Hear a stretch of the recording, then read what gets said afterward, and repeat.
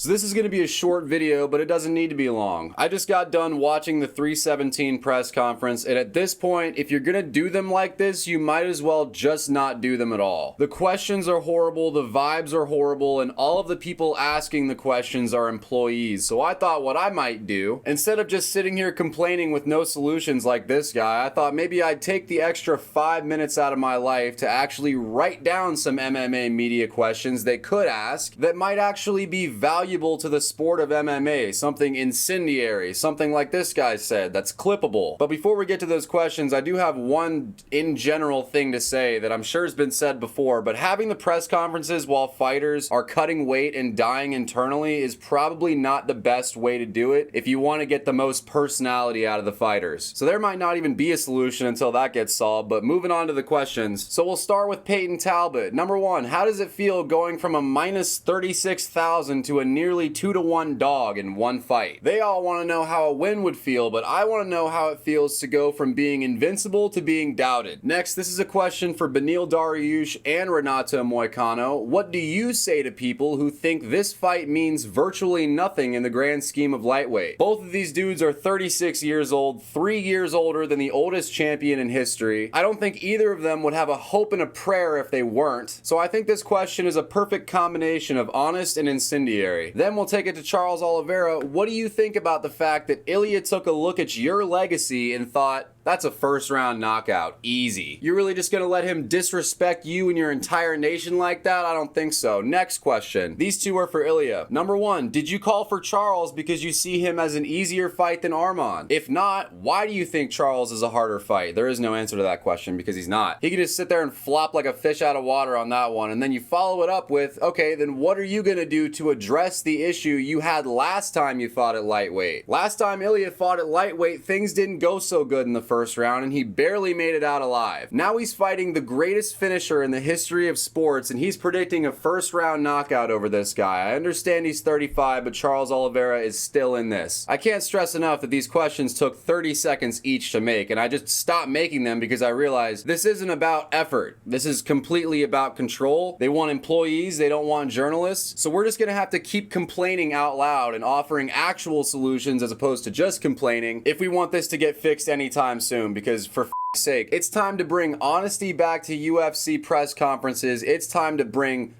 talk back to UFC press conferences. The only purpose for the MMA media to exist is to create more hype around a fight that already exists. They're supposed to ask questions that provoke talk between the fighters. They're supposed to ask questions, first of all, that matter. I mean, if you're not going to try to create some beef, at least ask a question that matters to people. Nobody gives a how Charles Oliveira feels about this potential win. He's been asked that question. How many pay-per-views has Charles Oliveira been to? How many times do you think Charles Oliveira has been asked the same question over and over again? How do you feel about this? God, it's frustrating because you see MMA media people talk about how they don't make a lot of money, but I refuse to believe that because it's got to cost at least two entire Duke college tuitions to feed John Morgan for 6 months. So I bullshit on the we don't make money thing. Now, as far as John Morgan goes, it's like, bro, pick one of two options. Either be hideous to look at or ask questions. You don't get to do both. You have the easiest job on the planet and you're gonna die of heart disease in a year and a half anyway. Put your